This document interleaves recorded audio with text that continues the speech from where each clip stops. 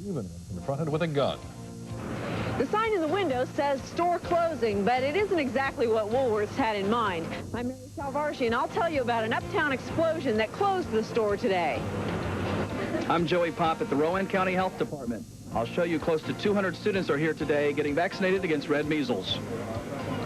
This is Brooke Bradley in Washington. A government commission wants to close 86 military bases. Will North and South Carolina be spared? This is News 36. Caldwell County tonight needs your help. They are looking for answers to some very difficult questions surrounding the discovery of an unidentified infant body. Police there say the body of a full-term newborn was found off Heartland Road in the Gamewell area of Caldwell County. The newborn had been dead for several days. An autopsy has been unable to determine the cause of death today. The body was partially decomposed. The Caldwell County Sheriff's Office says foul play has not yet been ruled out in this case. Now, if you have any information on the incident, you're asked to call the Caldwell County Sheriff's Office. The number on your screen, 754-0767, or the State Bureau of Investigation at 294-2226. The man charged with setting a lumber warehouse fire in Morganton apparently started the blaze to stay warm. Police in Burke County say Ronald Norville got into Wool Lumber Warehouse to get out of the cold on Christmas Day. He lit a small fire there to stay warm and fell asleep. Police say when he woke up, the fire was out of control and Norville just barely escaped. He was in court today for a first appearance hearing. Now, if convicted, Norville could receive 30 years in prison. That red measles epidemic in Rowan County is getting worse. Suspected cases have more than doubled within the last 2 weeks. Now, officials are also keeping a close watch on possible suspected cases in other counties. News 36 reporter Joey Pop shows us more students are rolling up their sleeves for vaccinations. About 200 Rowan County students took a break today from Christmas break to get a red measles booster. Were you inoculated as a child? Yes, but I was 13 months old. So it was 2 more months, I wouldn't be here right now. And I am scared to death. These students now join the ranks of students from 3 other Rowan schools who were immunized December 13th. But since the epidemic wasn't contained within those 3 schools, and there's now more than 90 suspected cases, more vaccinations started up today. Many more are scheduled for next week, when students from 8 more Rowan County schools will get the shots. We're in the process of identifying those now. A lot of those schools already have done that. The others will complete that. And we'll re-immunize those kids who got the vaccine at less than 15 months of age in an effort to control the outbreak. Usually this week of the year, Goodman Gymnasium on the campus at Catawba College is buzzing with activity. Several high school teams from Rowan County and other areas are here playing a basketball tournament, but that tournament's been canceled this year because of the red measles epidemic. Health officials are concerned that spectators and players could contaminate each other. He's okay. Only time will tell if more cases will erupt. So far, the outbreak has only been confirmed in Rowan County, but at least one possible case could be spilling over into neighboring Cabarrus County. We're concerned that we may have some cases of measles here from neighboring counties, yes. From Rowan County? From Rowan County, because there's a lot of people going back and forth across the border. If a case comes back confirmed, state health officials have another county of students to immunize. In the meantime, another possible case is being watched in Caldwell County. Joey Pop, News 36, Salisbury. Now, red measles can cause severe side effects such as brain damage if left untreated, and that treatment is plenty of rest in bed. Symptoms for the red measles are high temperature, a cough, redness or cold in the eyes, runny nose, and finally, a red rash. Once that red rash appears, you can be very contagious to others, so stay in bed for 10 to 12 days, or 2 weeks. Remember, since 1977, babies have been immunized after 15 months of age, so they shouldn't be affected by this Rowan County breakout. And just ahead in our news, a very tough decision for the Hornets today. They finally cut a player from the team. And those long-awaited military base closings have been announced. Tonight, as accident victims are being laid to rest, family and friends wonder, could it have been avoided? And some words of warning about drinking and driving. We'll show you some alternatives. I'm Glenn Counts in Mecklenburg County. Drive drunk and your New Year's Eve could look like this. I'm Joey Poppin' Uptown. Tomorrow night, the square here will be alive with thousands as Carolinians ring in First Night 89. I'll have a preview. This is News 36. And then have to make Be safe too. One person in your group should stay away from alcohol and be a designated driver. But if you forget, some restaurants and bars will look out for those who have had too much. Behind someone you suspect may have been drinking and driving. There are several things you can do to protect yourself. One thing is to pull onto the shoulder of the road if possible and stop. If you can't stop, slow down and give that driver plenty of room. Otherwise, get a license tag number, the make of the car, and direction of travel, and notify the highway patrol. Well, there is another reason not to drive drunk. Even if there's no accident, the damage to your bank account is little short of disastrous. A drunk driving conviction means you automatically are assigned to a high-risk group, and your rates will go through the roof. The new year won't be so happy for North Carolina's drivers in the high-risk reinsurance pool. Those drivers are considered unsafe by insurance companies, and their rates are vastly higher than for other drivers. And January 1st, those high-risk rates will jump another 20%. Insurance underwriters say motorists usually don't know what they're getting themselves into with such offenses as drunk driving. It's a shock to them when the insurance company does find out and takes the action of placing them in the facility and charging them anywhere from 450% more, 600% more. Royal Insurance Company estimates that to insure a typical 3-year-old car, it would cost you about $500 per year. But if you receive a drunk driving conviction, that could force you into the assigned risk pool. And with the new increase in rates, insuring that same 3-year-old car would cost you $2,400 per year for 3 years. A 15-year veteran underwriter sees drunk driving this way. For 3 years, they have to pay the penalty of one night's entertainment. Come rain or moonshine, first night in Uptown Charlotte is on. News 36 reporter Joey Pop has tomorrow night's preview. The crown of the Queen City sits atop the Independence Center, ready for tomorrow night's rise. It will climb 4 stories before the stroke of midnight. Then green lights will shine as 89 rolls in. Several folks will make sure that the button gets pushed at the right second. We'll try to make it go off without a hitch, and I feel sure we will. However, the first year there was a little goof up, was there not? Maybe a second or two. The third annual first night promises to entertain everyone. 26 indoor locations will house performers from barbershop quartets to cultural dancers.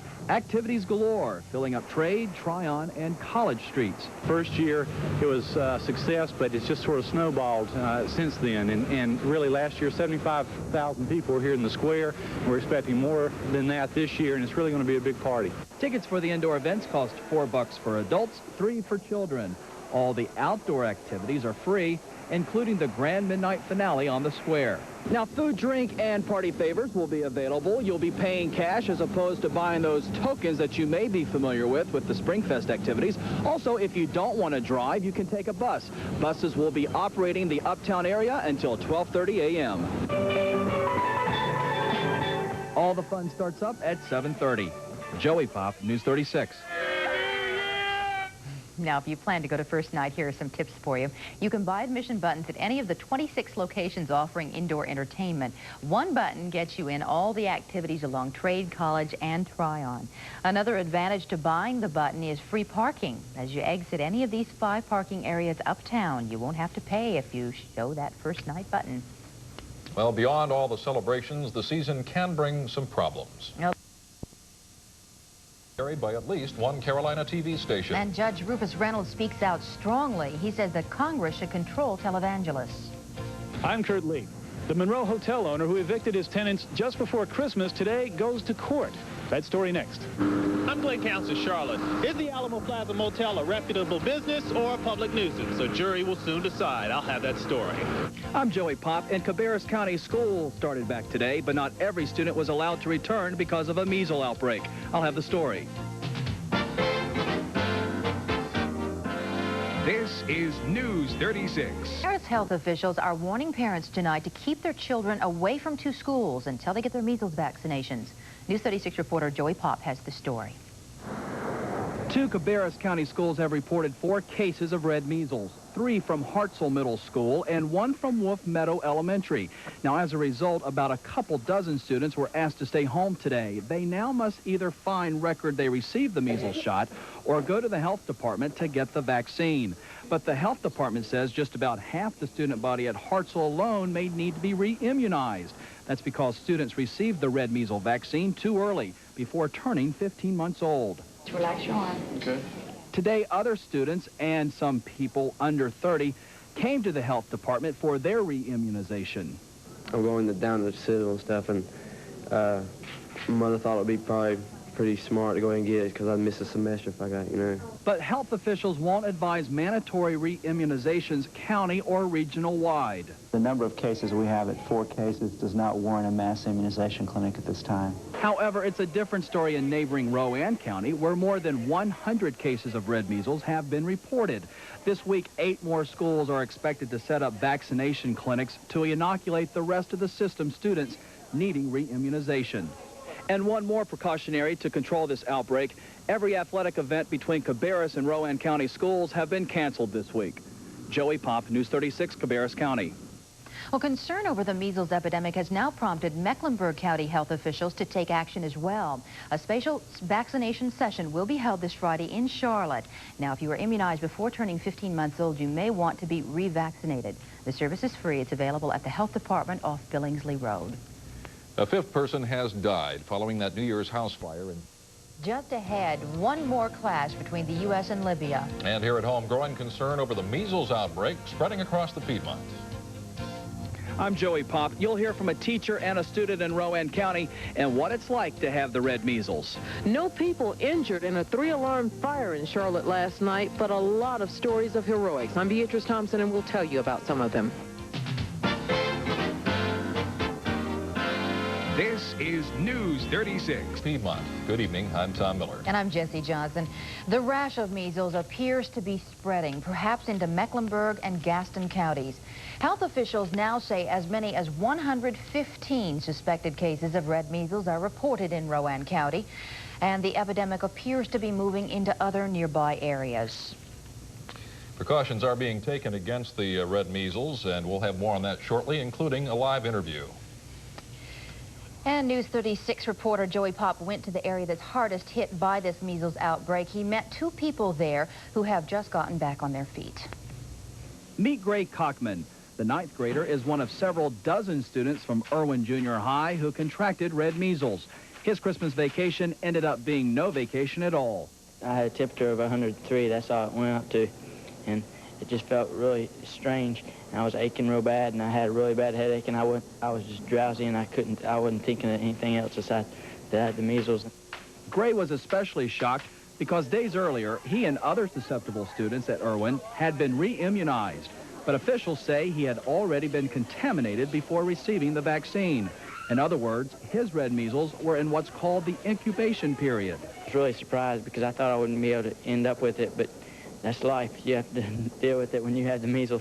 We've got several words that we need to match to a definition. 25-year-old teacher Deborah Holt was also surprised. Deborah represents about 5% of the population who will contract measles regardless of getting the vaccine. She was immunized well after 15 months of age. In fact, she was 15 years old. Very miserable the very first few days. The worst part about it is the fact that you don't know you have the measles until you break out with the rash, but you've been contagious several days before that, so you spread it not knowing. Both Deborah and Grace say plenty of rest for about 2 weeks was the best dose of medicine they received before they were able to return to school. For now, health officials say that Rowan County is the only county that warrants vaccinations at the schools. 8 more schools are expected to get the vaccine by the end of this week. Joey Pop, News 36, Rowan County.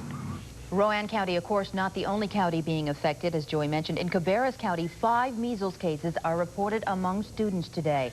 In Iredell, 3 new cases are reported, all with young adults. Single cases now reported in both Stanley and Montgomery counties. 2 cases reported in Davie County tonight. Now, 4 rash illnesses are being reported tonight in Mecklenburg and Gaston counties. It's still a little early to tell if those are actual measles cases, but health officials are extremely concerned tonight. Now, red measles is the most contagious disease known to man. It can cause pneumonia or even brain damage if the patient doesn't rest.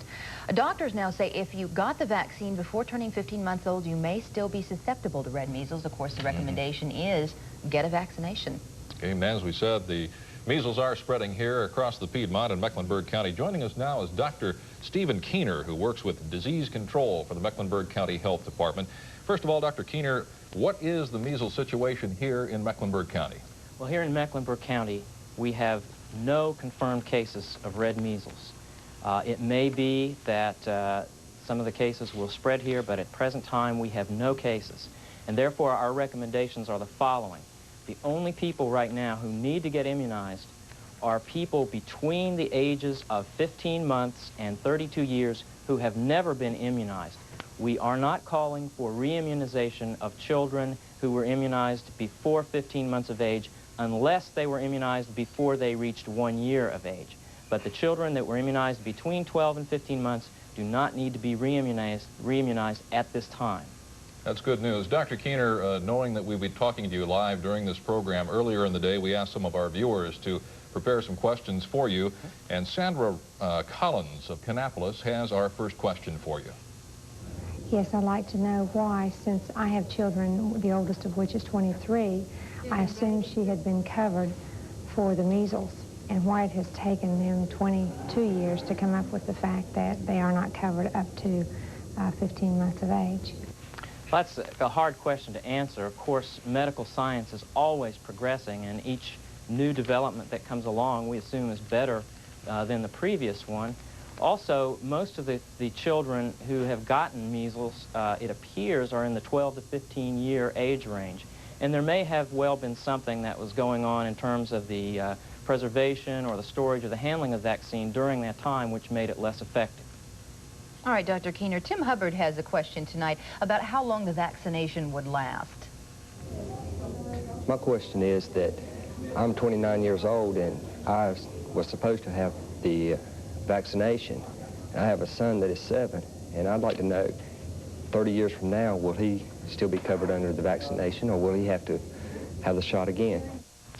Well, this is kind of along the lines of the first question, and right now we have what we call a live measles vaccine, which we feel is very effective, and so at the present time, if your son is getting immunized now, we wouldn't expect that he would need to be re-immunized. One more question this time about the different types of measles, and it comes from Scott Woody, who's a college student.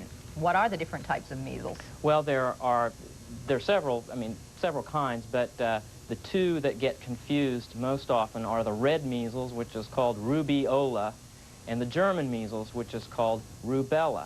Now, that can be very confusing, but these are two different diseases. Both of them are caused by a virus. Both of them cause a rash and fever, but usually the German measles, or the rubella, is much milder disease. What we have now is red measles, or rubeola, and it's a much more severe disease. Okay, Doctor, we thank you for joining us tonight. Dr. Stephen Keener from the Mecklenburg County Health Department. The Alamo Motel. Tax day in Mecklenburg County. Time to pay up or pay more. And there's a sharp warning for one local business: clean up or shut down. I'm Kurt Lee. Authorities say it apparently was drunk driving that led to the deaths of 4 people here on Christmas Eve. That story next. The unusual death of a homeless Rowan County man is bringing up many questions tonight. This is Dave Barker. I'll have some answers coming up. I'm Joey Popp at the Mecklenburg County Health Department. I'll tell you if you need to be here tomorrow for the red measles vaccination. This is News 36 with Tom Miller, Jesse Johnson, Steve Rowley's weather. Attempt to make the Coliseum traffic flow. That's affected Rowan and Cabarrus counties has not yet hit Mecklenburg, but health officials say the possibility could be just around the corner. News 36 reporter Joey Popp tells us who needs that vaccine that's being offered tomorrow. Today, the Mecklenburg County Health Department off Billingsley Road prepared for just a handful of vaccinations. That's because health officials want to protect the very highest risk groups at this time before any cases erupt in Mecklenburg. For now, the health department expects to do about 100 vaccinations tomorrow. The only way you can be qualified is if you've never been immunized or if you were immunized before turning 1 year old. The recommendations are different from those in Rowan and Cabarrus counties. Those two counties have been vaccinating hundreds of young people who got immunized before turning 15 months old. Mecklenburg could go that route eventually, but now the vaccine is only suggested for high-risk individuals. Those are our current recommendations because we don't have any cases in Mecklenburg County. Now, if the same thing happens here as happens in Rowan County, of course we will come up with different recommendations. In order to find out if you need the vaccine, call your family doctor or the county health department where you got your childhood immunizations. Your medical records should be on file. Now, if you find out you've never been vaccinated or you got the immunization before you turned 1 year old, call the Mecklenburg County Health Department tomorrow morning at 336-4706. You must have an appointment to get this vaccination. Now, if you live outside Mecklenburg County, call your county health department or doctor on advice how you can get this vaccine. Joey Pop, News 36. Now, in Rowan County, the hardest hit county so far by this measles epidemic, you may soon be asked to pay even more at the gas pump. Taxes may be going up. At the same time, lawmakers may be giving themselves a huge pay raise. I'm Kurt Lee. Many think the big winner in tomorrow's marathon will be the city of Charlotte. That story next. I'm Joey Pop. In Mecklenburg County, they started gearing up for a possible red measles outbreak. I'll have the story. This is News 36. To drive more than walk or run, get ready for another jolt to your pocketbook. The North Carolina Legislative Commission is looking for ways to make money to help fund needed road construction. We feel the best way to do that is to raise the state gasoline tax. The commission says by the year 2000, $24 billion will be needed to fund construction. Prices at the pump will more than likely go up soon, but no one knows yet how much. Commission members met today with North Carolina senators and congressmen to ask that they fight against a proposed increase in the federal gas tax. They say that would severely handicap their efforts to raise money for state roads. There is a bit of good news tonight. So far, no reported cases of red measles in Mecklenburg County. But health officials fear that the reports could hit anytime soon. More than 120 cases have been reported in neighboring Cabarrus and Rowan counties. Now, Joy Pop shows us that Mecklenburg residents who are at risk are getting protection. 4-year-old Michael McCarty's never been immunized against red measles. A real shock to his mom when she checked his medical records. I thought he had him when he was smaller, but he hadn't.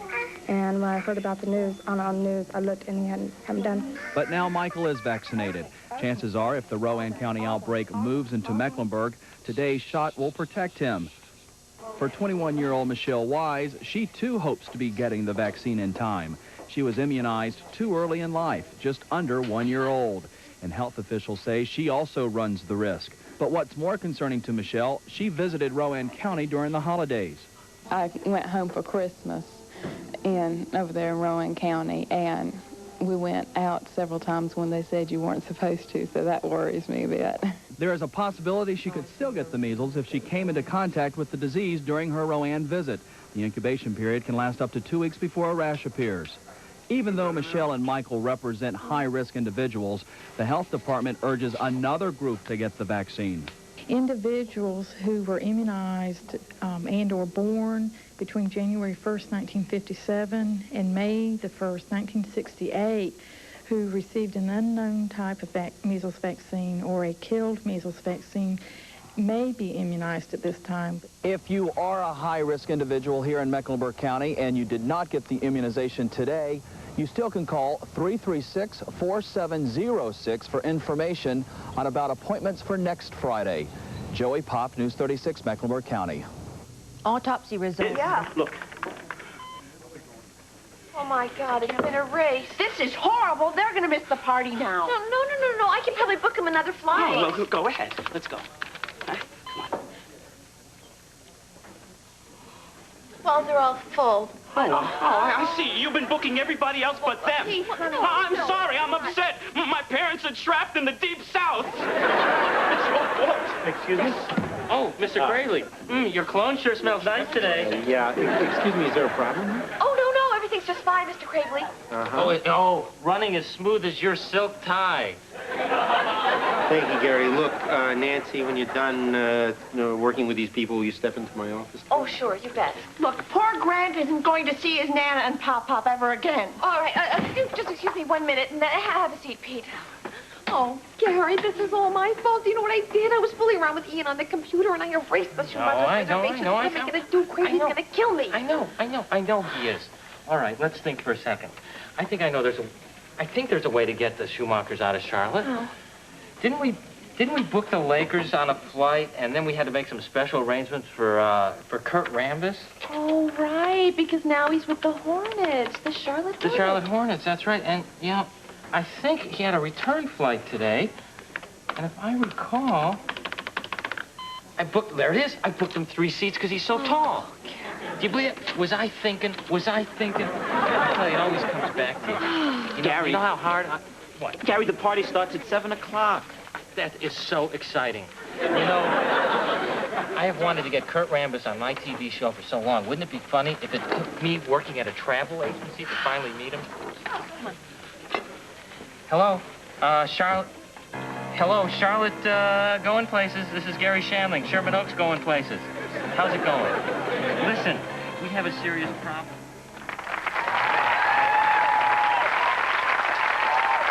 This is it, honey. 13A and C. Want to sit near the window? I know how you like to watch the wings. I think I have the whole row here. Guess again, String Bean. Read 'em and weep. Go ahead, honey. Sorry. Oh, thank you. Oh, my foot. Okay. Oh, my purse. Hey, honey.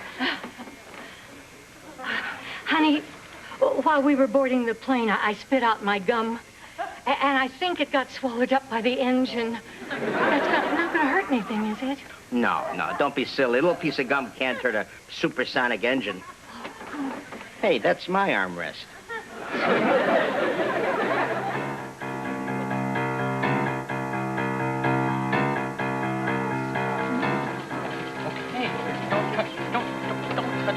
Would you not shake the seat? I'm doing the best I can.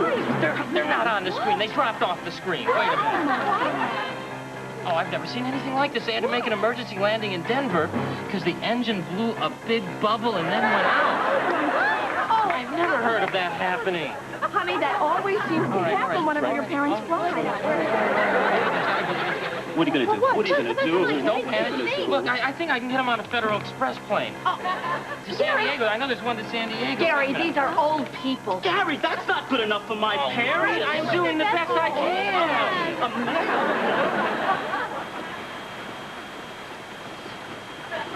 Now I recognize you.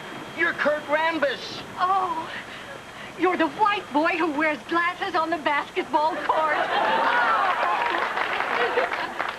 Kurt, would you let me try on your glasses? Sure, go ahead. Throw her a bone. Oh. Sure. Why not? Here you go. Thank you. Whoa! How the hell do you see through these Coke bottles? It's no wonder you didn't start this year. Here, try hers on. Go ahead.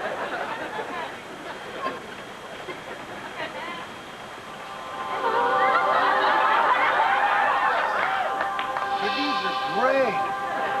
Oh, look. I can read every name on these overnight letters. There's Helen Aronson, and Eddie Abolifia, and Arthur Adams, Sandy Babcock.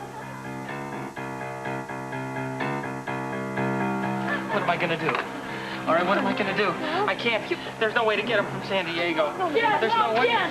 Is there any news about Nana and Papa? Oh, who let the boy in? Who let the boy in? I can't let the boy in. Man, the lifeboats. I can't get him out of San Diego. I don't know what to do. I can't. I tried to get him through Honolulu. Gary, I put my trust in you, and look what you've done. Thanks a lot, pal. Look what he's done. I can't do this. Don't worry, I can't do this. Okay. I can't do it. Come on, Gary, get it together. Hello? Going places travel Gary, agency. get a grip on yourself. Get a grip. Lou. Mr. Fields needs the rent. Mr. Saletta.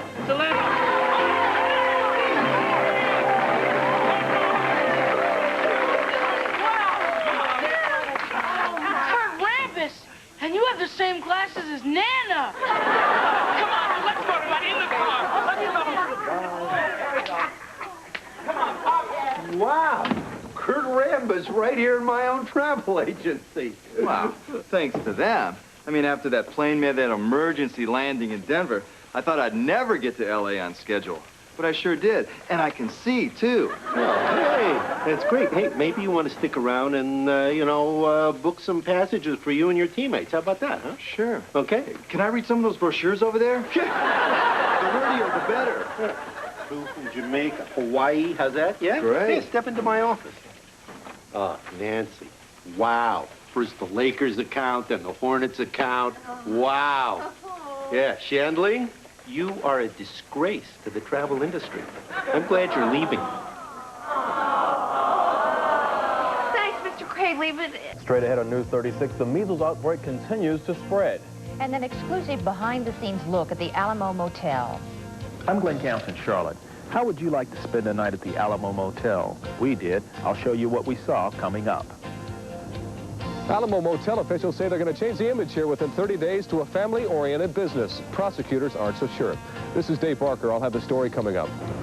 An Ohio family says thank you to Charlotte for saving a child's life. I'm Beatrice Thompson, and we'll tell you about the recovery of Justin Hinkle.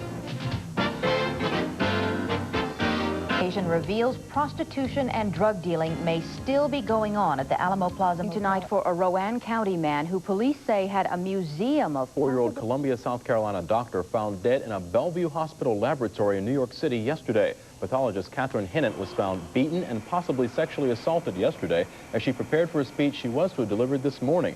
New York Mayor Ed Koch called this the city's #1 crime priority. He calls the murder overwhelming. And there are going to be more cops, specialized in nature, detectives and sex squad and others in this building than in most precincts, so long as the commissioner believes that makes sense. Possibility of strangulation. There's some evidence that there's some trauma around the neck. There's also indications of possible sex assault based on the fact that her panties were missing. Her dress was up high around her bosom area. Quite a bit of blood on the scene. The commissioner promises security at Bellevue will be very tight tonight and for several weeks. Adding to the tragedy, Dr. Hennett was 5 months pregnant when she died. A fire in Florence, South Carolina has caused more than $1 million damage at the car dealership of former NASCAR driver Kel Yarborough. Fire officials say the blaze broke out last night. It burned several hours before it was ever discovered. Yarborough says the fire started in the repair department of his Honda dealership. The fire destroyed many records from his other businesses as well. A state arson team has been called in to investigate. No one was injured. No cause yet determined. The Environmental Protection Agency tonight is looking over the contents of that truck full of radioactive hospital supplies. The vehicle, stolen last week, was found Sunday in the 1300 block of South Tryon Street. The EPA is examining the contents to see if they can be safely handled. Police Sunday did not try to enter the truck. It is evident that much of that material inside was intact. A little boy whose entire family was killed in a Christmas Eve accident near Charlotte left the hospital and is going home to Ohio today. As Beatrice Thompson explains, today's departure brought out mixed emotions. Well, the measles epidemic is causing a lot of concern in the Charlotte area tonight. Coming up next, we'll have an 8-county update for you. Stay with us. Joey Pop, Rowan County college students are being told if they run the risk of red measles, get the shot or drop out of school. I'll have an update on this outbreak. What should Mecklenburg County residents do to avoid the red measles, and how do you know if you've had them? I'm Lori Arrington, and I'll have the story. It's beginning to sound a little like a broken record, but the red measles outbreak in our area continues to plague those people unprotected. We begin our coverage tonight with News 36 reporter Joey Pop as he takes us to the hardest hit area, Rowan County, where infants and college students alike are getting their shots. This was the scene at Catawba College. Students back from Christmas break and registering for the new semester. But in order to return to school, these students either had to roll up the sleeve or prove they had been immunized after 15 months of age. I thought I was all, taken care of on my shots, but when I came here, they said that I was overdue for a shot. So. I had heard about the measles and stuff, and I was going to have it done before I came back, but I didn't want to. Are you surprised that you had to have the vaccination before you could register today? Yeah, I didn't expect that we'd have to do it right now. Okay, have you had a reaction to a previous vaccination? Health officials say anyone under 31 is susceptible to this outbreak if they got the shot too early in life. 2 of our cases in Rowan that have been in Catawba College students, and therefore we had the school check and find out who in the school was immunized at less than 15 months of age, and they're being required to get that re-immunization if they're in that category. Last week, the public school system was re-immunized. Now it's the college's turn. By the day's end, less than half of the 1,000-member student body here at Catawba will have been re-immunized. Tomorrow, the clinic goes to Livingstone College. Wednesday and Thursday, Rowan Cabarrus Community College. Today, healthcare centers started taking count what children still need to get the vaccine. As of yesterday, the Rowan County Health Department recommended all infants 6 months and older need the protection. Most all the children that had to have it did so Sunday when it was offered by the health department, other than the 1 or 2 children that were not here Friday. Health care centers are warning parents they have until Wednesday to get their infants immunized.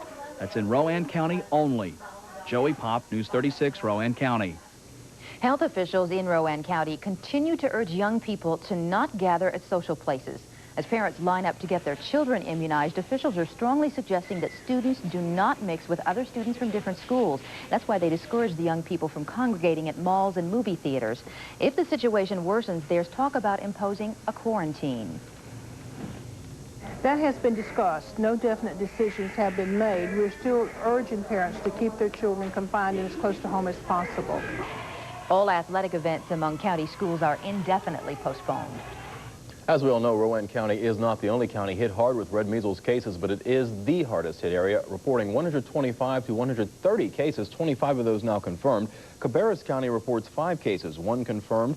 In Iredell, 2 young people are believed to have the disease, as well as 2 others in Davie County. Stanley, Caldwell, Montgomery, and Davidson counties all report 1 suspected case each. So far, no cases reported in Mecklenburg or Gaston counties, but 3 rash illnesses are being investigated. 2 similar rash illnesses in Union County proved not to be the red measles. Straight ahead tonight on News 36, Governor Jim Martin and the longtime Speaker of the House go toe-to-toe. And a Charlotte City Councilman turns himself in to the jail. But are there rules governing what an off-duty policeman can and cannot do? I'm Rick Jackson. We've done some investigating for you. What is obscenity? Does it look like this? Do you really know it when you see it? It's awfully hard to pin down. I'm Mary Chalvargi, and I'll have a report. I'm Kurt Lee. Coming up on News 36, for the first time, more women are dying of lung cancer than any other form of cancer. Board meets tonight for the first time. We'll tell you what was discussed. Our Steve Raleigh has a forecast that may improve as the week goes on, and Jim Shalania has sports. All next on News 36. Is News 36 with Tom Miller, Jesse Johnson, Steve Rowley's weather, and Jim Shalania on sports. It has now come to the point that social activity has had to be stopped in Rowan County. Good evening, I'm Jesse Johnson. And I'm Tom Miller. Quarantine. It's a frightening word, but a Rowan County health official has issued the order. It's also stopped the red measles outbreak, which has now apparently affected more than 140 people in Rowan County. It has also hit Carolinians and a dozen other Piedmont counties. A meeting like this one at the Rowan County Board of Education tonight, state and local health officials were explaining that schools, churches, social organizations, and other groups must cancel activities which are likely to help spread the red measles. And this is just one more kind of a stumbling block that we're trying to put in front of that measles virus to stop the spread, because it seems that all the things we're doing, immunizing, everything that the private physicians, the public health folks, the schools, the doctors can do, we're still having cases at this point. Phil Beck says response has been positive so far, and he has monitored the outbreak for several weeks from a temporary state health office in Salisbury. Tomorrow morning, immunizations will continue in Rowan County for people susceptible to the red measles. The selective quarantine is likely to continue for some time as the number of affected people in Rowan County continues to grow. In Mecklenburg County, no confirmed measles cases, but quite a few cases of chicken pox. Health officials say this is the season for chicken pox. It's more contagious than measles, but not as serious. And it's already shown up in Charlotte Mecklenburg schools. Before Christmas, we had a considerable number of students that were absent due to chicken pox. Since Christmas, ours seems to have evened off and going back to a normal absentee rate. But still evidence of it in some of the areas. Yes, that's true. Officials say there may be confusion about symptoms of chicken pox, and parents may suspect measles, but children with chicken pox should be observed. Children with chicken pox should not attend school or daycare until all their little blisters have scabbed over or for at least 6 days after the rash begins. Officials say since chickenpox is not a reportable disease, there is no way to know how many cases there are in Mecklenburg County. There is startling health news for smokers tonight, particularly for women. A new study indicates that lung cancer has become the leading cancer killer for women. More shocking, the news that the trend is likely to continue. There's also figures to show that more girls in high school are smoking than boys, and more women appear to be taking up smoking than men. The new figures are part of a report due to be released by the Surgeon General's office this week. Now, this study also shows cigarettes to contain more dangers than first thought. 43 different chemicals contained in tobacco are confirmed cancer causers. 390,000 Americans die from smoking-related illnesses each year. But adult smokers do appear to be heeding the media blitz on the dangers of tobacco. 35 million are said to have kicked the habit. Charlotte City Councilman Stan Campbell is free tonight after turning himself in at the county jail today. Campbell's surrendered. Even when an officer is working off duty, the authority is still the same as if he were on duty. Was held tonight, and some of the goals for the board for this year are improving student test scores and developing a pupil assignment plan. News 36 reporter Joey Pop has more. School board member Jan Richards told fellow members tonight they'll soon get her pupil assignment proposal in the mail. Richards wants to disband mandatory busing and start up choice busing, letting the student attend the school of their choice. She says other states are doing this, and she wants the idea studied. I think that when you tie children to programs, you increase the motivational level, you increase the instructional level, the scores are higher, and you get parental involvement. And I don't know how you cannot buy into that when that's what we're all looking for. The board is expected to discuss pupil assignment in 2 weeks. At that time, concerned members tonight said they hope all proposals are taken seriously. Our concern should be what's the best for the school system, and that we all agree. And I don't think really that there's anybody that's opposed to looking at it. But if we keep bringing it back for a vote without discussion, we may keep coming up short. In other business, California achievement test scores were addressed and suggestions of what to do for improvement. Last July, Charlotte student scores were released. Many were below national average. Next on the agenda, the board heard 2 proposed swimming pools for the county are still awaiting final funds. West Charlotte High is expected to get a new pool, so is Providence High, presently under construction. $400,000 more are needed through county government. Joey Pop, News 36.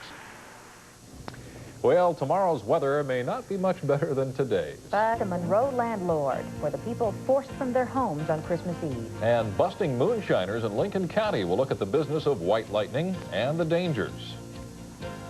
History made it to the state capitol today, and Raleigh, North Carolina has a new Speaker of the House. I'm Rick Jackson in Raleigh. I'll tell you who it is. It's possible you could be asked to view Cinema Blues movies and magazines. It's part of an obscenity trial. I'm Mary Shalvarji, and I'll tell you about it. A lot of available apartments in Charlotte, but is it available and affordable for the poor? I'm Beatrice Thompson, and we'll tell you more about that story. This is News. Suddenly evicted as tenants 2 days before Christmas is headed for a second date in court. Our Kurt Lee standing by there in Burke County. And illegal stills apparently still flourishing in the Carolinas. Stay with us. Gyms across Rowan County are dark tonight because social events are quarantined. I'm Joey Pop in Rowan County. I'll have an update. I'm Glenn Counts in Lincoln County. A large still was put out of commission here today, but is moonshining a growing problem here? I'll have that story. A restaurant on Independence Boulevard will be closed for several weeks following an early morning fire. A Charlotte Fire Department spokesman says a heating system malfunction caused a small fire inside the International House of Pancakes just before noon. There was very little fire damage, but extensive water damage. The restaurant was open for business at the time of the fire, but no one was hurt. And fire shut down a Burke County manufacturing plant overnight. Flames broke out in an unoccupied area of Saft Incorporated, which produces lithium batteries. Water from fire hoses threatened to spread to a room where chemicals, including lithium, are stored. Firefighters evacuated the building. Third shift workers were sent home. The fire was contained by the plant's in-house fire containment system, and no one was injured. But as News 36 reporter Joey Pop tells us tonight, if a new driver's contract cannot be reached, a bus strike could be just around the corner. Since she sold her car, Carrie Dockery uses the bus every day to and from work. A driver's strike would hurt. I depend on the bus every day. and it will affect a lot of people as far as their job, and majority black people. Others say they'd feel the pinch, too. I would have to rearrange my way to work because I depend on that to go to work and back. The union bus drivers say they don't want to strike, but they will if a new February contract isn't to their liking. We want better insurance, paid uniforms, better equipment. Harrison is one of 200 bus drivers and mechanics who work for the transit system. They are not city employees. They are part of the United Transportation Union hired by a managing firm, which in turn is hired by the city. Now, the present contract ends January 31st. Drivers say they're having problems with the management and want the city to know it. That's unreasonable demand on the company. Actually, it's just harassing the drivers. Warlick also drives a city bus. He says his union can't get through to city officials about the problems. He hopes upcoming negotiations will open some eyes. Dave Hines, general manager for the Charlotte Transit System, says he's not willing to discuss what pay raise the city is prepared to pay, if any, until those negotiations actually take place. They begin here tomorrow morning at 9 o'clock. Joey Pop, News 36, Charlotte. And still to come, we'll meet the winner of one very long... I'm Mary Shalvarji, and I'll tell you why. I'm Kurt Lee. Coming up on News 36, a verdict in the case of anti-abortion protesters today in Charlotte. This is Dave Barker in Shelby. The Travis Gammon child abuse case finally underway. We're going to check public opinion, and it is very strong. That story coming up. This is News. I'm Tom Miller. And I'm Jesse Johnson. As ordered, Jim Baker went to federal court to enter his pleaded charges of mail fraud, wire fraud, and conspiracy. That appearance, was to be routine, but a new issue has surfaced. Publicity to improve at Charlotte's Rehabilitation Hospital. His hearing is slowly but surely returning, but he may have to have an operation, an attempt to restore the sight in one eye. Gammon says doctors may release his son as early as mid-February. We hope everything goes well there. Just ahead, a merger between two Carolina school systems. That story and talks which may avert a local strike. Next. I'm Joey Pop. Will a controversial low-income housing project be built right here in Southeast Charlotte? City Council could decide tonight, and I'll have a preview.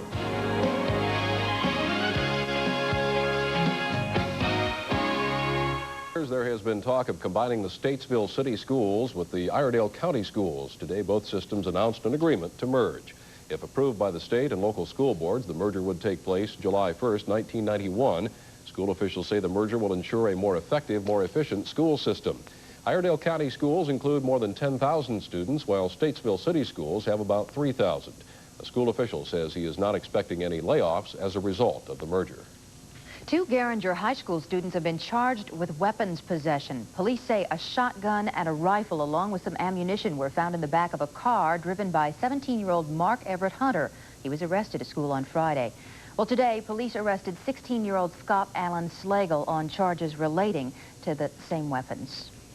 It's back to the drawing board for Mecklenburg County's proposed Aquatic Center. The initial bids were $1.5 million over budget, and a revised plan would have taken away a lot of amenities. Now the county manager has come up with a new recommendation that could change the picture of pools at local schools. Mecklenburg commissioners say they want to see more kids in swimming pools, but plans for a major indoor aquatic center to serve all citizens have hit a major snag. Under that original plan, the facility would have a 50-meter pool, a warm pool, a spa, elevator, as well as a nursery, exercise room, and lockers for handicapped citizens. That, plus the overall interior look, would cost around $7.5 million. Well, to keep it at $6 million, a revised plan would delete half of the spectator seating, the warm pool, the spa, the elevator, and the exercise room, which made commissioners wonder what they would get for their money. I was willing to be a little flexible, not as flexible as the bids that had come in. I think the community wants a quality project, and I think we're committed to doing that. And hopefully the process the manager brings back will do that for us. And it left some handicapped citizens wondering if they would be left out of the plan. Anytime they talk about cuts, they always want to talk about cutting things for people with disability. People with disabilities are tired of that first-time mistake. They know the concern of the handicapped, and that this is the law, is to make things accessible now. The commissioners told manager Jerry Fox to come back with some better recommendations. And according to Chairwoman Carla Dupuy, Those recommendations could include shifting of funds, a move that could impact whether there are pools built at the high schools. Beatrice Thompson, News 36. More measles cases are reported tonight in Rowan and Cabarrus counties. Hardest hit Rowan now reports more than 150 suspected cases. More than 30 of those are confirmed. While Cabarrus says 20 suspected cases, one of which is confirmed at this point, plagued their county. A limited quarantine remains in effect for both areas. No athletic or social events at schools are permitted at all. There are still no confirmed cases in Mecklenburg, but one suspected case involving a UNCC student is still being analyzed tonight. Officials at Appalachian State University are determining how many of the 12,000 students there may need their shots. One of the Rowan County cases involves an ASU student. Local bus drivers want a 14% raise. The Transit Authority isn't offering that much. In fact, their initial offer didn't offer a raise at all. And that is how the labor talks got underway this morning between the United Transportation Union and Charlotte's bus system. Bus drivers also would like to see the cost of living clause reinstated in their new contract. They say they'll strike if they have to. The last time they did was back in 1978 when they walked off the job for 58 days.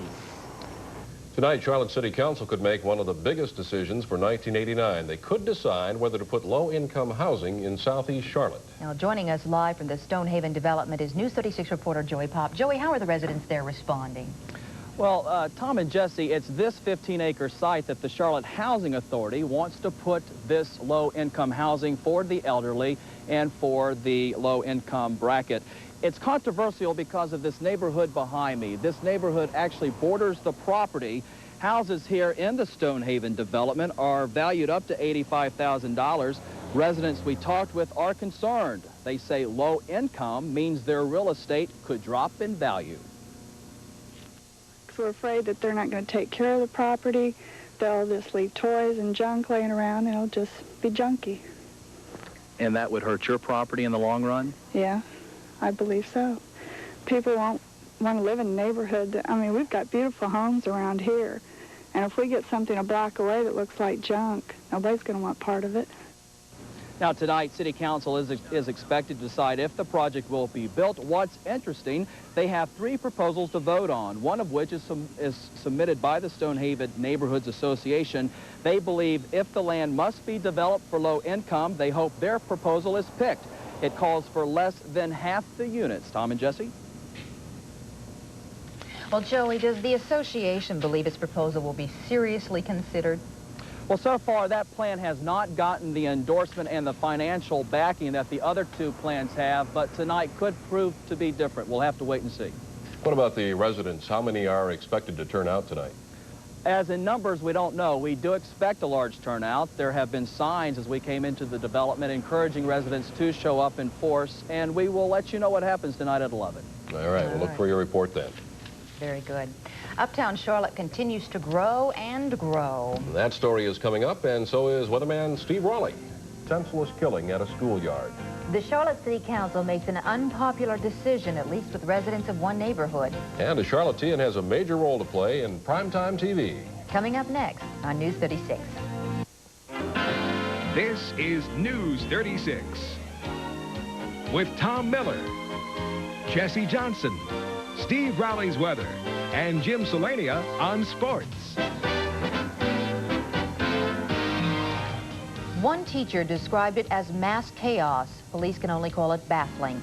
In the end, 5 young children have died, but the toll on the town of Stockton, California has not yet. In federal court today, but those involved in this fraud and conspiracy case will have little to say publicly in the future. A gag order is being encouraged after Baker's attorney complained about pre-trial anti-abortion protesters last month led to 4 convictions in court today. Attorneys still claim the attempt to block the doors to an abortion clinic was more than a protest. Room packed with opponents. The Charlotte City Council decided tonight to support low-income and elderly housing for a southeast neighborhood. The complex will be built in the Stonehaven neighborhood, 162 units, mostly for the elderly. Council members on an 8-2 vote adopted the plan after defeating a smaller project that was supported by many residents. We much would have preferred option C because it better fit the density of the neighborhood, whereas option B is going to put a lot more people in a lot smaller space than any other development that we've got in the area. It also is going to give us a 4-story building in an area of essentially 1- and 2-family homes, which is something we didn't want. The project will barely dent the waiting list for affordable housing, however. The Housing Authority has a list of more than 4,000 people waiting. One more change in the Charlotte skyline will be announced come morning. A luxury hotel will be built at the corner of 2nd and College Streets. First Union Bank owns the land there. An unnamed international hotel chain is said to be involved in that project. Well, the governor comes out with his education wish list, but not everyone is pleased. We may find more people pleased about the weather. Steve Raleig's new forecast comes up next. And so is the local connection with an NBC series tonight. Is coming under some fire tonight. The Association of Educators say it's not enough. Governor Jim Martin presented his proposals to the legislature today. It suggests study of the so-called schools of choice concept, which would allow parents to choose schools for their children. Well, the governor also wants higher teacher salaries by 1990. In comparison with the... Totals more than $1 billion in the year ahead and almost $1.75 billion for the 1990-91 fiscal year. Martin wants a $150 million reserve for prisons. His prison budget will be released tomorrow. The Justice Department has completed its probe into Edwin Meese's actions as Attorney General. In a report released today, that James Baker, the nominee for Secretary of State in the Bush administration, the Senate Foreign Relations Committee began... We're hoping, we're all crossing our fingers. The Midnight Caller was a big hit in at least one Charlotte home. Indeed. One of the featured players grew up here, and Joey Pop is now live with the family to relive some of their excitement tonight. Joy?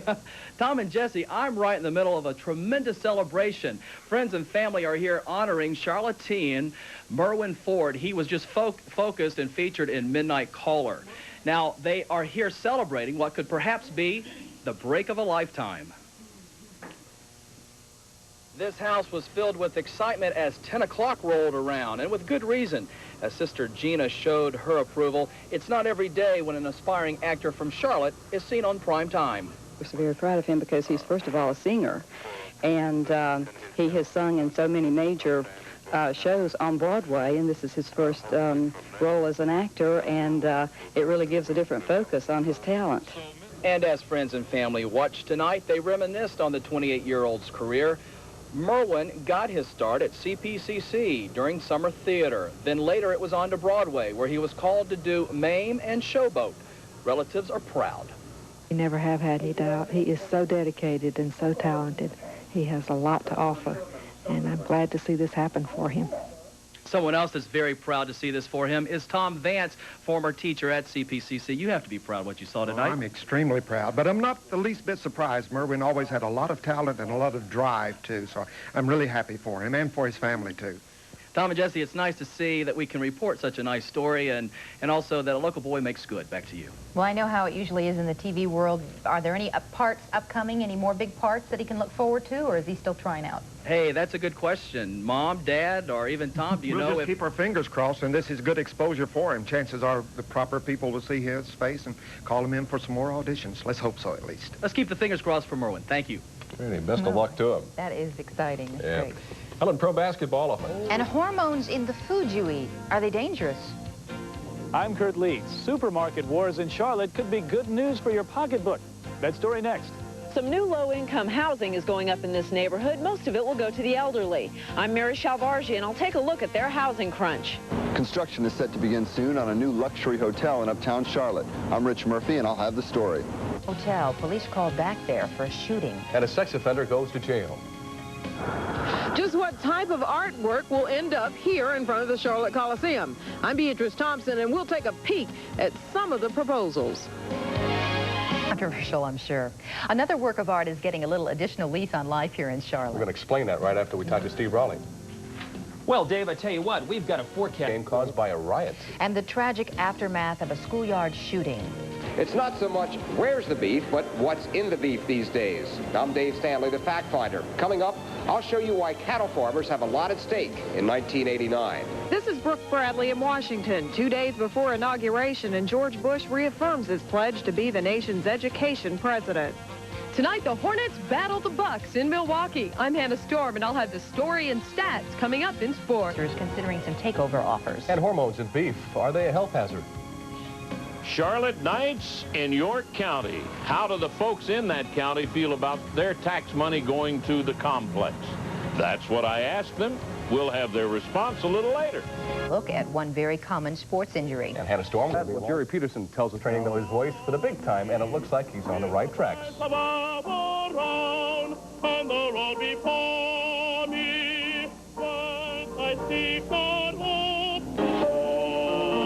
Violinist who stopped a stranger on the streets of New York to ask how he could get to Carnegie Hall, and the stranger replied, "Practice." We're about to meet a young man who took that advice to heart and has chosen a most unusual rehearsal hall.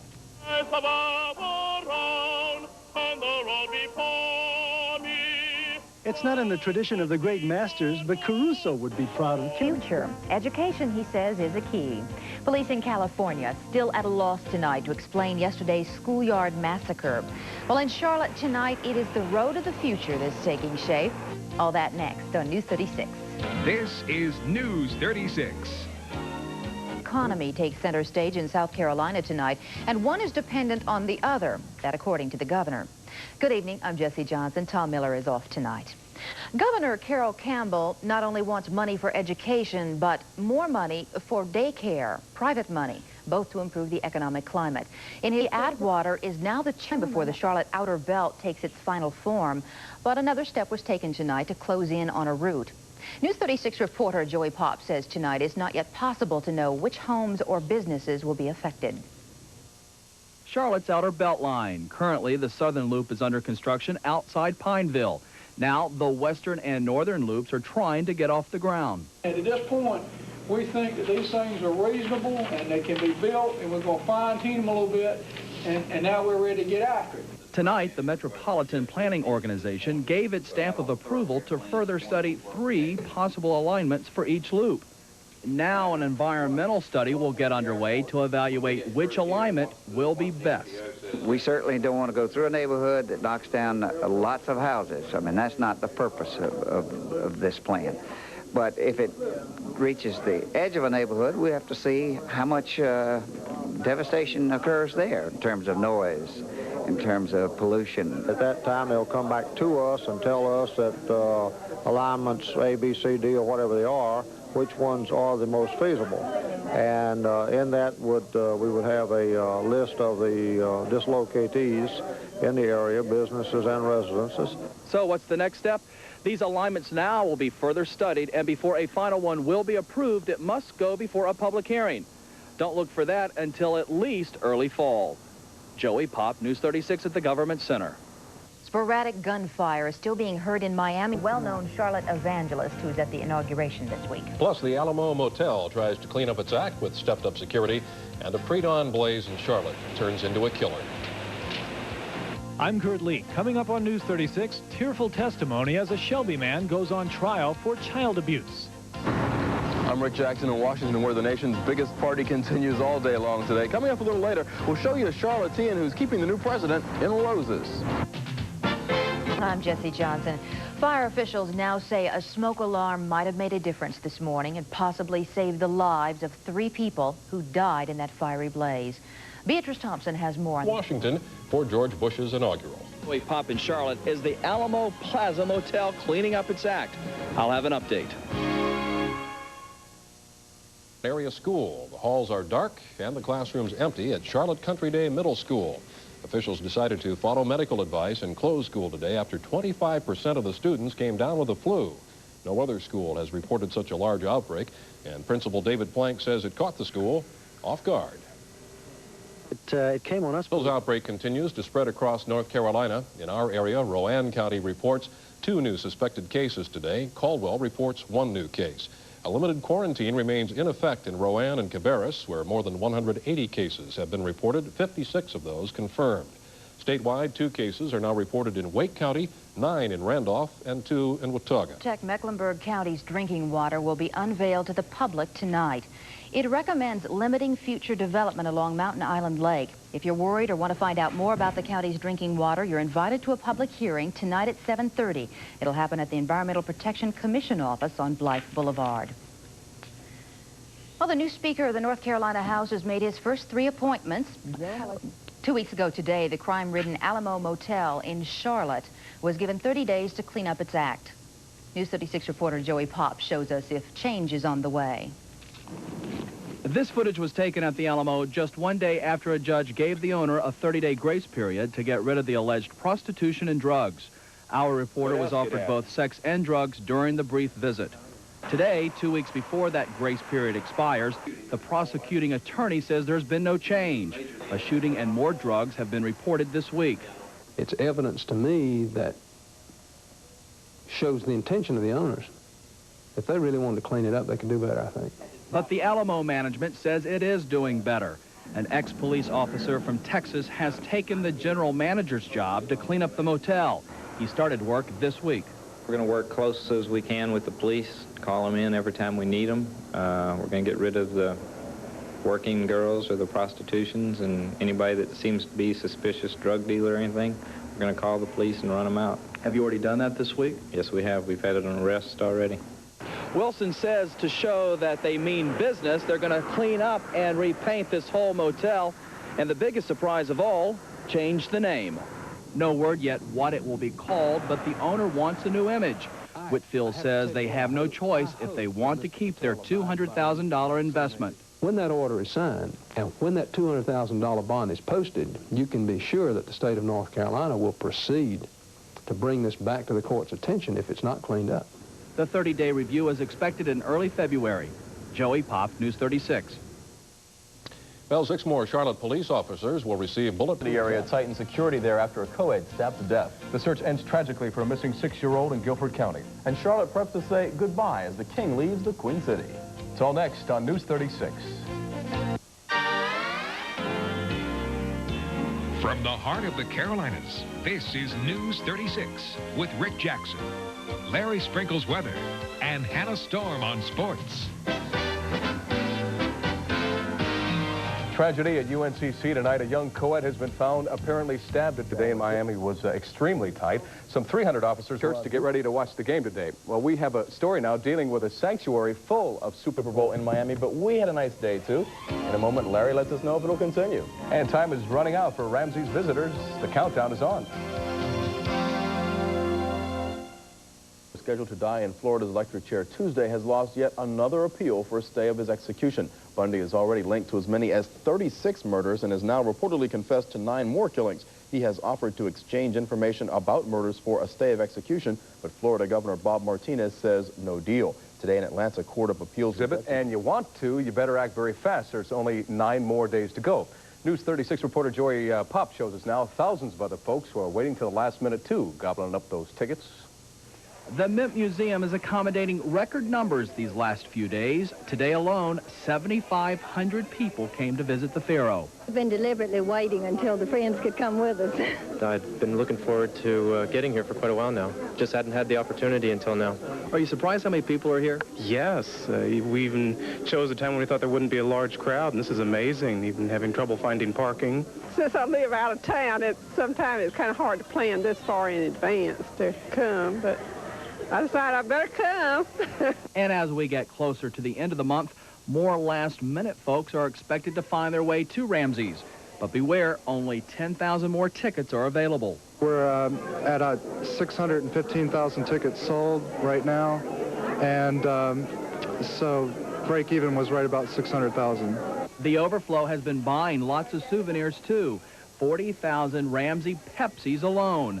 Even some big-ticket items like $1,000 King Tut chairs have found their way into Carolina living rooms. In all, $2.5 million in gross sales. We've sold a couple of vases that they were pottery vases. They're special pieces. They'll range about $700 to $800, and we sold those too. So it turned out very good. We're very happy about it. If you want to be a part of all the Egyptian fun, officials say don't wait until the last couple of days to buy your tickets. Plan now. If they come in the late afternoons and if they come in at night, because we do have expanded hours and we do have some available tickets, there is some luck. It's best to call because we'd hate to turn anybody away. So, come February 1st, Ramses is history here at the Mint Museum. And if you did not have the chance to see him while he was in Charlotte, you'll have to make a trip to Dallas, Texas. The exhibit opens there in April. Joey Pop, News 36. Remember we used to count down the days until the king got here. Now we count them down until he leaves. We'll probably count them too once he's gone, since he's been gone for 4 days. Yeah, anyway, biggest day of the year in football. Protesters go to court here in Charlotte. A man accused of child abuse takes the stand in his own defense. I'm Mary Shalvarzian. I'll have a live report. I'm Joey Pop. A UNCC student is murdered here during the weekend. It's off campus, but neighboring students are concerned. I'll have an update. I'm Rich Murphy in Gastonia. A man wanted for the shooting death of a convenience store clerk at this store over 2.5 years ago is finally behind bars. I'll have the story. This is news. In the news, friends and fellow students are shocked tonight following the murder of a college student. Detectives still have no motive, no suspects in the murder of a UNCC co-ed. 21-year-old Kimberly Piccolo was found with multiple stab wounds inside her off-campus condominium Saturday. Her roommates had left the woman alone for about 20 minutes, and when they returned, her body was found upstairs. We still don't have anything that we would consider a strong motive. The only thing, like yesterday, apparently there is no signs of apparent forcible entry into the apartment. Neighbors and students are very concerned tonight. News 36 reporter Joey Pop was in the neighborhood today and listened to some of their thoughts. Neighbors and colleagues of Kimberly Piccolo say they'll now be more careful with security. Many of these young people say they leave their off-campus apartment doors unlocked since other students come in and out. Everybody kind of, trust everybody. You think you'll be locking your door now? Yes, we're getting deadbolts on our doors now. This layout is just like Piccolo's home. 3 floors of townhouse with the main entrance on the 2nd floor and a back door on the bottom level.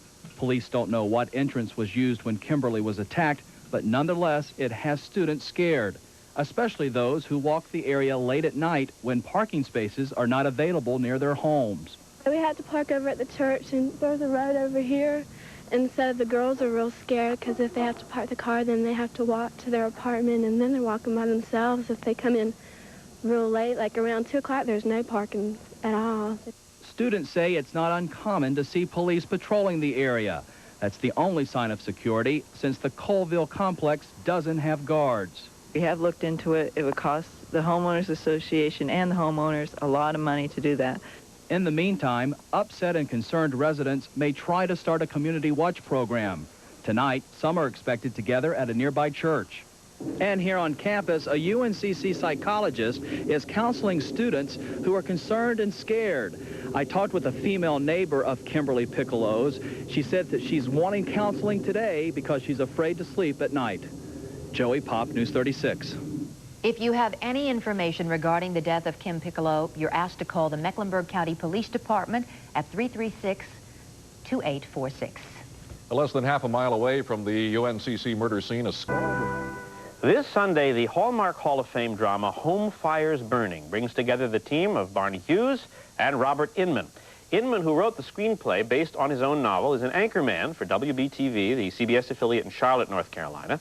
Hughes, the star, is the Emmy and Tony-winning actor whose credits include the lead in the CBS series The Kavanaughs. I know that's the one you always mention at top of the list. That's right, yes. Whatever happened to that? The story is set, that is the story you're going to see this weekend, is set in a small southern town during the last year of World War II. Hughes plays the journalist Jake Tibbetts.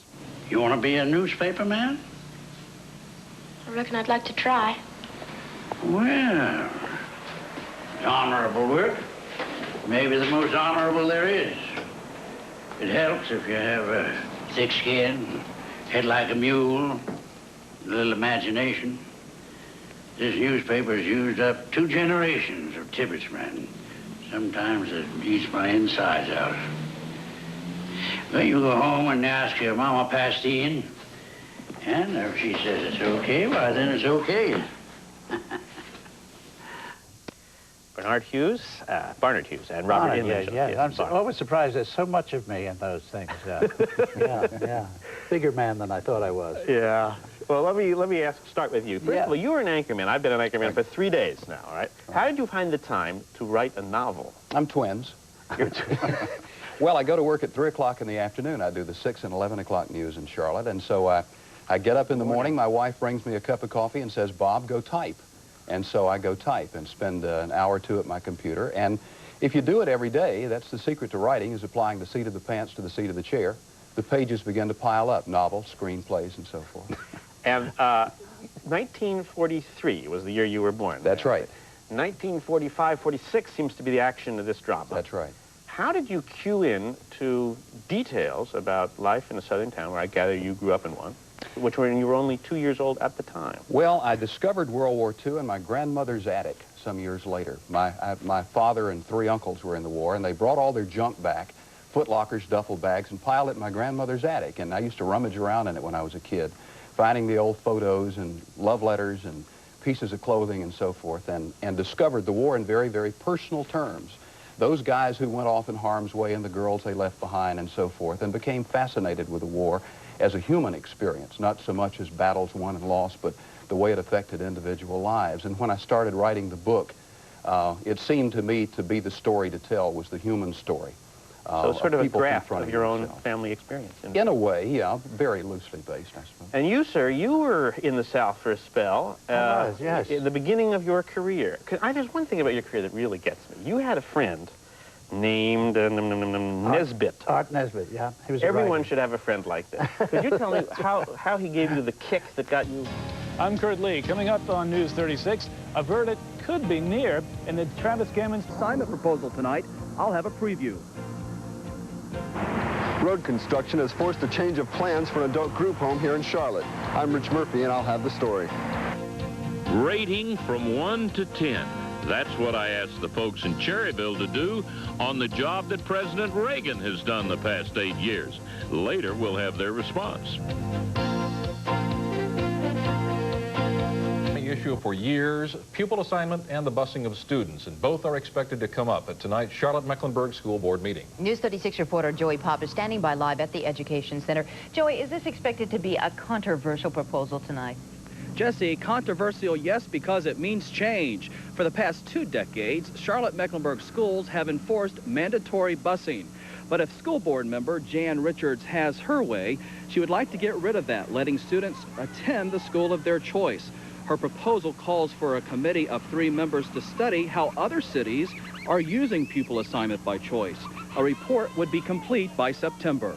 Because I think busing connotes right now integration, and if we say choices of schools, people get nervous thinking, uh-oh, we're talking about segregated schools, and no one is willing to go back to that as we did many years ago. But I'm not proposing that. And that's what I think is really important. I am proposing integrated schools that are by choice. Richards hopes her proposal is accepted by the board tonight and that a committee can be formed. At least one other speaker is expected to voice his opinion tonight here at school board. That is SCLC President Reverend Rudolph Seth. And we'll have to wait and see what his is. One other point of interest, the Superintendent, Peter Relic, recommends tonight to the board that they support a resolution to urge the legislature to unfreeze teacher salary step increments for 1989-1990. That's pretty important considering what Governor Martin came out with last week. Joey, we've seen a little bit of friction between some of the new members on the board, Jan Richards included, and the old faction. And I'm just curious if that friction might play a part in any decision on Jan Richards' desires. Jan Richards knows that there are school board members that are maybe not supporting her proposal, but that will be discussed tonight. By the way, it will be executive session. We hope to have the result tonight for 11. All right, Joey. Thanks very much. Thank you, Joey. No formal gag order will be issued in the Jim Baker trial. The federal court clerk's office announced that none has been entered and none is expected. Searching for clues tonight in a murder case. Colleges around the area looking at security measures following a murder at UNCC this weekend. And Ted Bundy is dead, but he spoke out about his view of himself before he died.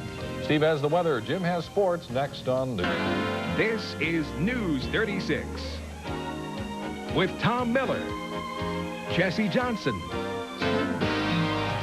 Some volatile issues being discussed at the school board meeting tonight. Now, the school board is meeting tonight, and there are items on the agenda, many of them, including busing by choice. Board members are studying the idea of letting students choose where they'll go to school. Now, our Joey Pop has been following this story. He's live at the Education Center, and he has the latest. Joey. Tom and Jesse, it has been a very busy night here in Uptown. The school board is still meeting, and as you said, one of the main topics for discussion tonight, pupil assignment. Now, first off the bat, 2 students and 1 teacher from East Mecklenburg High School voiced their opinions on why they believe busing works for Charlotte-Mecklenburg. My parents attended schools which had no black students. I have never attended a school which did not have black students. Again, if you were to compare and contrast these two types of educations, I feel that mine would be of the better quality because I've had the opportunity to attend school with students of diverse backgrounds. I feel that it takes more than book knowledge to survive after graduation, and busing is a beginning of that knowledge. Now, later the school board moved their meeting to another room for a round-table discussion on busing and pupil assignment. They also discussed capital assessment for 1989 and 1990. But school board member Jan Richards did have her opportunity to bring up her proposal to eliminate mandatory busing. She endorses attendance to school by choice. I am not for segregated schools, as I've said time and time again. I am not for the East Mecklenburg High School children who spoke up and said neighborhood schools would ruin us, we want the blacks and whites together and everything else. I'm not against that. Now, the school board is still milling over what Jan is proposing, and they will actually discuss this. It could go for another 45 minutes to an hour, but whatever the decision tonight, pupil assignment will continue to be a big topic here for several meetings to come. But if, in fact, this proposal is endorsed by the board tonight, there will be a committee of 3 people that will visit other cities who are doing this school busing by choice, attendance by choice, and then assess. They will have a complete report in September to decide if Charlotte-Mecklenburg should go that route. But right now, it's still mandatory busing. All right, Joey, we know that you will stay on top of the story, and we will have updates as they become available. Thanks for your report. Thank you. Well, in other news tonight, a needless death in West Mecklenburg, closing its plant near Asheville. We'll take you there live. I'm Glenn Counts at UNCC, where students gather to remember one of their own. I'm Kurt Lee. Coming up on News 36, a verdict in the Travis Gammons child abuse case in Shelby. That story next. I'm Joey Pop. Hundreds of teachers from Charlotte-Mecklenburg are expected to go to Raleigh very soon, asking legislators for a pay increase. I'll have the story. This is News 36. Schools. As News 36 reporter Joey Pop has learned today, teachers may be staying out in large numbers on February 14th. They plan to head to Raleigh to push for pay raises. Yeah, interacting and reacting at a concert. Teacher Vilma Leak is spearheading the march to Raleigh, an effort to convince legislators that teachers need a pay increase now. I'm expecting at least 300 to 400 people out of Charlotte-Mecklenburg. Hopefully we have 4,000 teachers in our system. I would hope that every teacher that's teaching would try to go. In order for teachers to pick up and leave their classrooms, they must request a personal leave day. As of this afternoon, only a handful had made the February 14th request. However, Leak says the number should grow soon. We are not planning a walkout. We are talking about people who are concerned about their salaries. We're concerned about the education of our children. We're talking about people coming into the teaching profession. How can we recruit if we're competing against the business industry? Students today showed their support for their teachers' efforts by wearing a green armband. Well, I think teachers need more pay for what they do. We were discussing this in class the other day.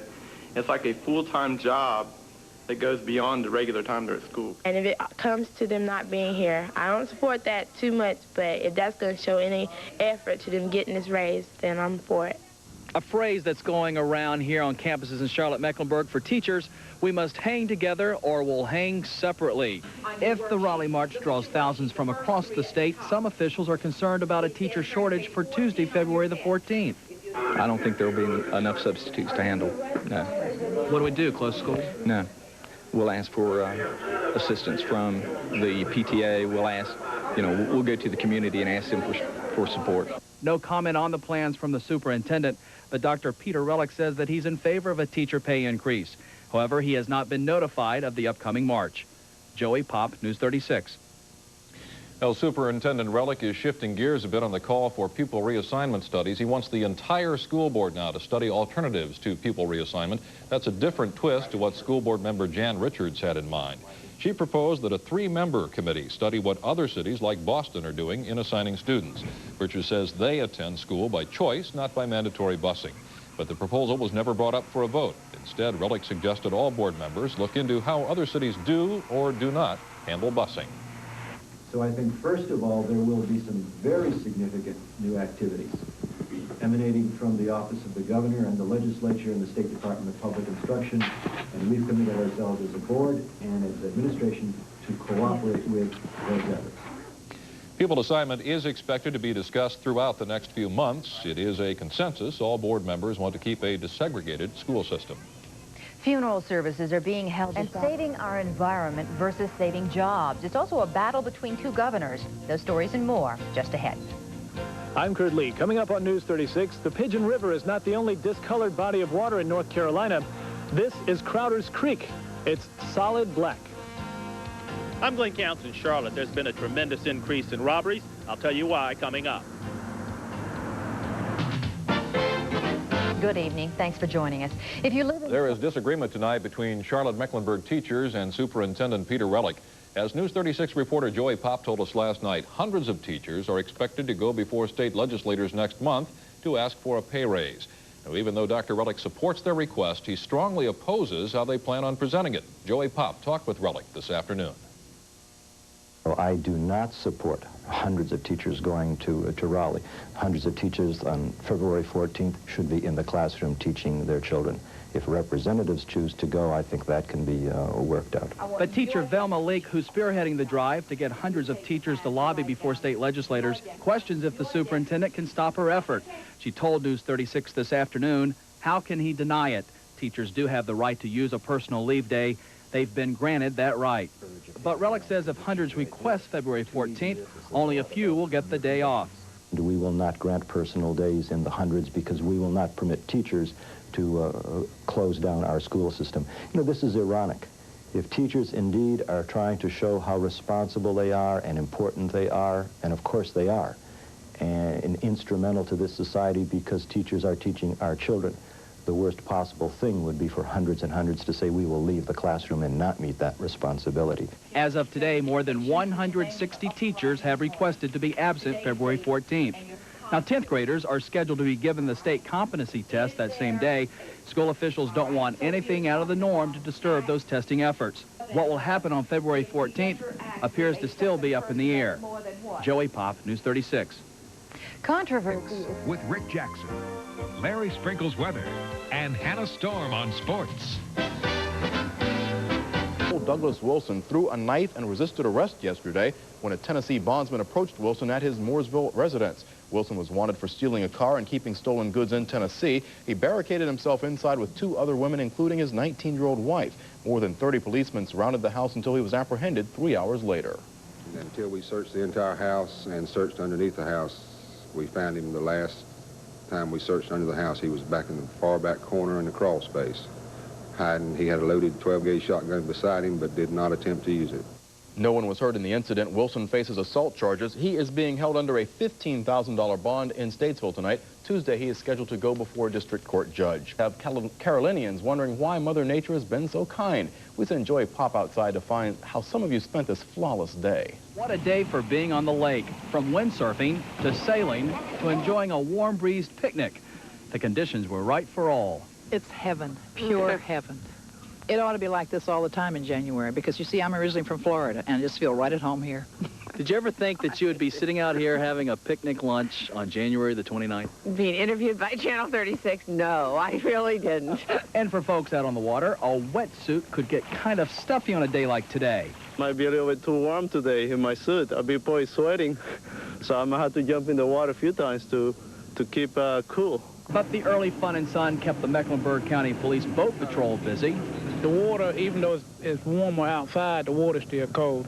And there's some precautions you should take in the wintertime that you don't have to worry about in the summertime. Like what? Like hypothermia. And even though many of us are enjoying this June and January, others believe that Mother Nature will soon slap us with a little cold weather. But on the campus of UNCC, Old Man Winter's revenge wasn't a concern.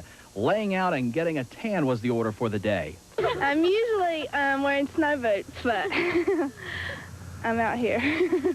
Out here in shorts today? Yeah, it feels good. Some even decided to test the winter ground by going barefoot. Feels great. January, about, what is it, 60 degrees or something? Yeah, getting a head start for summer, I guess. But summer is still a ways off. I mean, let's put it in perspective. It is January 29th and not April 29th. Anyone around here knows February and March can get nasty. We can't soon forget where we stood last winter and more than 10 inches of snow. So enjoy the warmth, but don't be surprised what could be in store down the road. Joey Pop, News 36. Makes it tough to work inside. Former vice presidential candidate Lloyd Benton. I'm Joey Pop in Charlotte. Education Administration is meeting to decide if hundreds of teachers will be allowed to go to Raleigh February 14th, asking legislators for a pay increase. Jim Baker may be out, but church is definitely back in. I'm Mary Shalvarzian. I'll take a look at a new direction in religion. This is news. School officials may have to cut back on teachers' plans to rally for more pay in the state capitol. Hundreds of Charlotte-Mecklenburg teachers are still waiting to get official word on whether they'll be granted the right to march on Raleigh February 14th. In tonight's top story, teachers are hoping to send a large contingency to show legislators how serious they are about a pay increase. It may all depend on each individual school principal whether or not substitutes can be found for the teachers. Joey Pop is standing by with our live report. Tom and Jesse, finding certified substitutes may be key words here. That is, if Charlotte-Mecklenburg teachers want to march on Raleigh. Teacher Nancy Coppage is one of 25 teachers from First Ward Elementary who want to rally in Raleigh on Tuesday, February 14th. This morning, school officials who make up the Executive Council met to decide if teachers like Coppage will be granted a personal leave day. The official word from Superintendent Peter Relic is expected tomorrow morning. But today, Dr. Chris Falk from the Executive Council told News 36 teachers may be granted the right, but only if an adequate substitute replaces that teacher. We intend to have a regular instructional program on February the 14th, which will require certified substitutes. One principal we talked with today says if that is the policy, she will do whatever is feasible to accommodate all 25 teachers who want to go. I think the teachers here know that we're working with them and that we're doing everything we can to get good subs to take their places, and we sort of have an agreement that they're not going to walk out unless we have their classes covered. That's an informal agreement we have here at the school. So if you have 25 requests and can only fill 17, you feel that those 8 will understand and be here that Tuesday? I do. Very strongly feel that way. Teachers say February 14th will not be a day to neglect students, but instead a day to assure the teaching profession gets ample respect, fighting for enough pay. There comes a time when you have to make your stand and say what you feel, and that's why we're going. I'm sure that our classes will be covered with substitutes that are very capable. Now, Tom and Jesse, tomorrow morning, Superintendent Peter Relic is expected to decide if, in fact, this is the policy.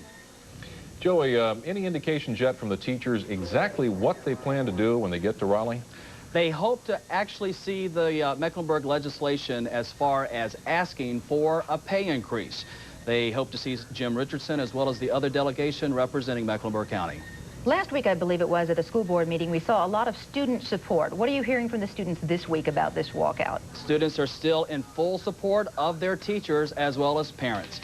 By the way, Tom and Jesse, Governor Martin is in the Queen City today, and we will have a full report on his visit coming up. All right, that update coming up shortly. For Piedmont employees, some valuable news may be coming out of the merger with U.S. Air. I'm Tom Miller. The priceless Ramses exhibit is about to become a memory for Charlotte. This enormous statue has had an enormous impact on the Queen City, and we'll focus on that tonight in a top story report live from the Mint Museum. I'm Glenn Counts in Charlotte. What does this dinosaur have to do with Ramses? I'll tell you coming up. After years of searching, baby boomers are returning to ancient tradition and making it their own. I'm Mary Shalvarzian. I'll have the story. This is News 36. These clippings are part of the evidence. Towns and city papers across the country spelling out to readers what a royal stay the king enjoyed here. The journalist from this Dallas, Texas paper is one of 800 media representatives who went home and wrote not only about Ramses, but about the Queen City, too. We're definitely on the map. I think an NBA team and a cultural plum such as Ramses, people take notice. We've had visitors from the president of the Metropolitan Museum to the director of the High Museum recently, and it definitely gains notice for the city. Even folks around the globe got the word, like this report from Voice of America.